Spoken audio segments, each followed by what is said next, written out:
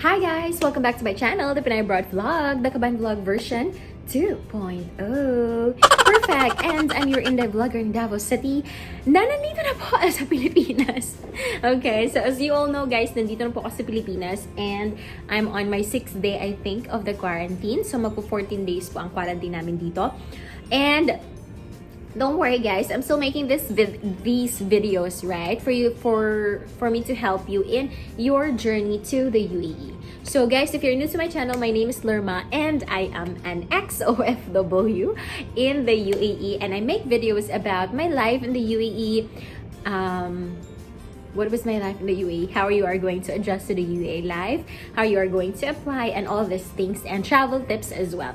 So if you're interested with these topics, please subscribe to my channel and click the notification bell para updated kayo sa aking mga vlogs. Perfect! Guys, I will still be an OFW. I will share all the details with you, I promise, in the next coming month, maybe next coming months or weeks. So, yun na nga. For this video, guys, we are going to talk about how you are going to make your CV, tailoring the current job market in the UAE. Again, guys, I'm not an expert on this one. I'm not a recruiter. I don't belong to any agency. I'm just sharing with you what I have been doing, how I make my CV for the UAE job market, and also sa mga na-research ko din, sa mga nabasa ko at nakita ko mga videos from any other sources. So these are the do's and don'ts in how you are going to use to make your CV. The first don'ts, guys, is that don't put any personal details in your CV. Personal details such as mga birthday, mga age, how old are you, yung religion nyo. So don't put these personal details in your CV, guys. That's a bio data kapag naglagay kayo ng mga ganon. Ang CV kasi, guys, it's a document that would highlight your experiences and your skills. So your personal details should not be included in your CV. So for my CV, the topmost is the picture, and then yung email address ko or contact number and LinkedIn profile. So if you're not familiar with LinkedIn, guys, it's one of the most common platform which is used by the recruiters to look for prospect applicants and prospect employees. So dun din makakapag-apply din kayo. Isa to siya sa mga one of the common platforms in the UAE where you can apply, and also recruiters can look for applicants. So if you have LinkedIn, guys, it's very easy to make a LinkedIn profile. So I would suggest you make one and ilagay nyo siya, yung LinkedIn link profile nyo, ilagay nyo dun sa pinaka-top ng CV nyo after the picture. Next don't is that don't make your CV in using Canva or Photoshop. I think it's one of the most misconception, guys. I'm not sure if it's me or may misconception din kayo nito that your CV should have, should be glamorous, it should have infographics, it should have a lot of tables para ma-explain mo talaga yung skills mo. But that's not actually the case as of the moment, guys. Kasi may tinatawag tayo ngayong, may copy ako para hindi ako magkamali sa meaning niya. So may tinatawag tayo ngayong applicant tracking software. So it's a program, guys, which shortlist candidates. So it's ginagamit to siya ng mga recruiters ngayon and mga companies ngayon para hindi na sila magbasa ng mga CVs. Kasi nga, sa dami ng mga taong nag-a-apply ng trabaho, guys, they don't have enough time para makakuha ng mga aplikante. So, they have this tracking system which will shortlist the candidates na pasok doon sa mga qualifications na nilalagay nila doon sa software, doon sa program. So you have to make your CV, don't make your CV in Canva or Photoshop na maraming infographics o mga tables, but make your CV in a Word format. Kasi ang Word format na babasa ng software na ito at saka yung any other format na medyo complicated, guys, is not applicable. Hindi siya nababasa ng tracking software na ito. So make your CV in a Word format.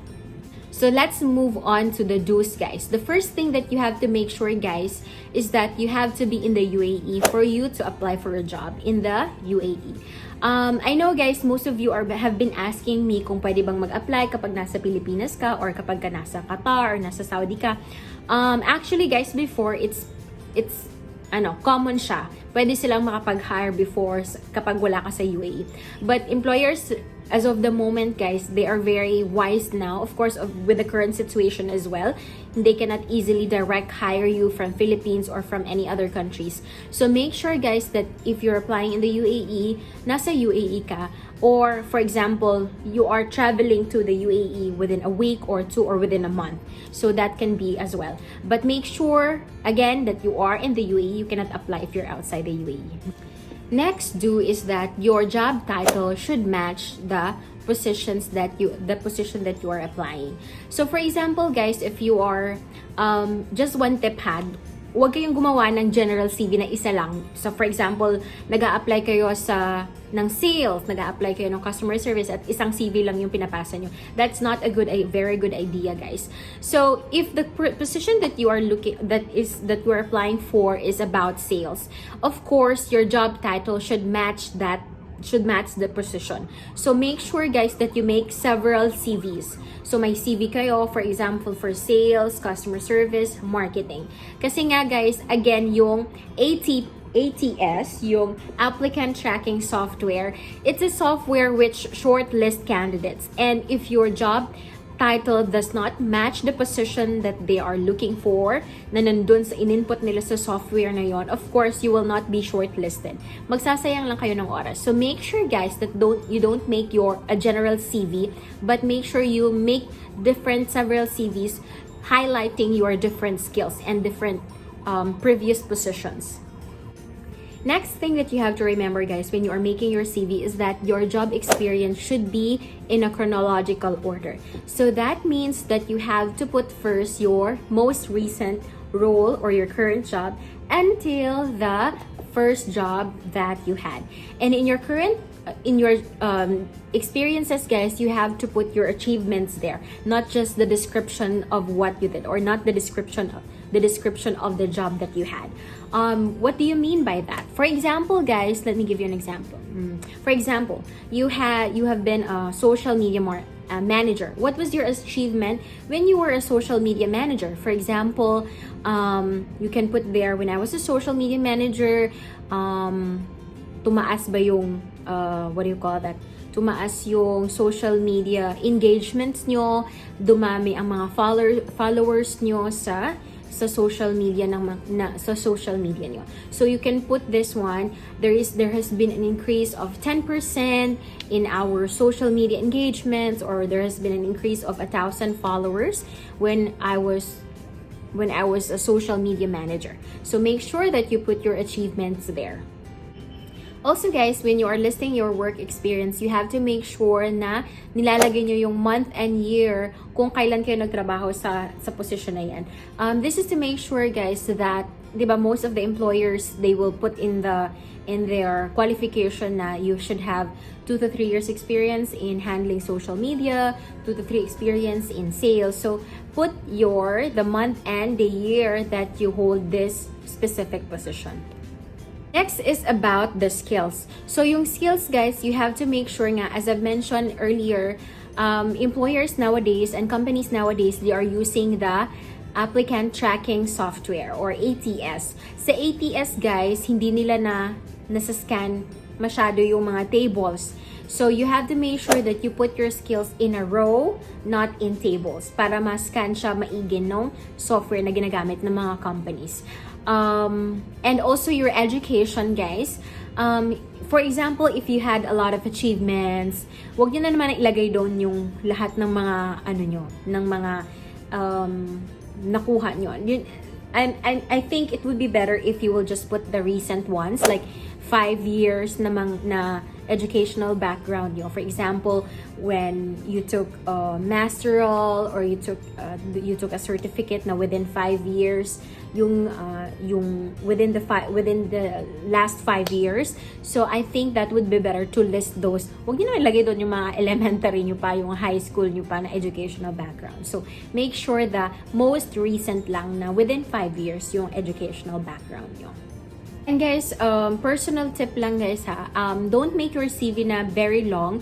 I think you have heard also this one in different vlogs or blogs and different articles na yung CV dapat is like 2-page lang. Kasi nga guys, kapag 3-page, medyo madami na siya actually. So maybe 1.5 page or 2 pages the most, yung perfect talaga na CV. Kasi nga, alam mo yun, nakakaano na siya. Ang dami mo ng pages. Parang hindi na siya CV.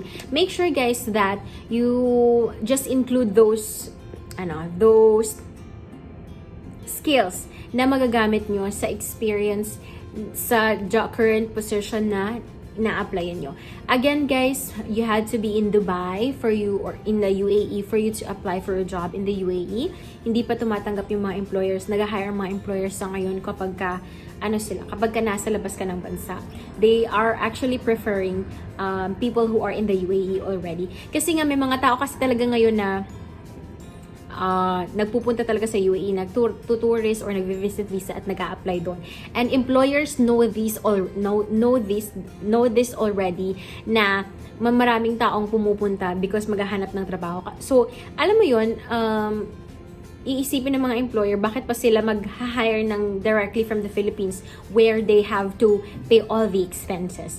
When in fact, there are a lot of people currently in the UAE who are looking for a job. So, yun. So, yun yung doon.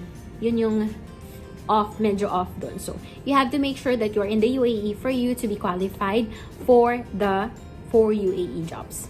And that's it guys. Thank you so much for watching. And if you have questions, suggestions, comments on my next video, please comment in the comment section below, or you can PM me or DM me in my Instagram account and follow me there as well. Pinay Abroad Vlogs. You can ask me there as well. Medyo active ako sa Instagram na nagsasagot kasi medyo mas mas nakikita ko yung case nyo. Hindi siya yung parang sa YouTube kasi parang, alam mo yun, ito yung question mo, tapos nag-ask ka na naman. So, nalilito ako guys. So, it would be better if you will ask me in Instagram guys. And follow me there as well. Thank you so much guys for watching. Bye!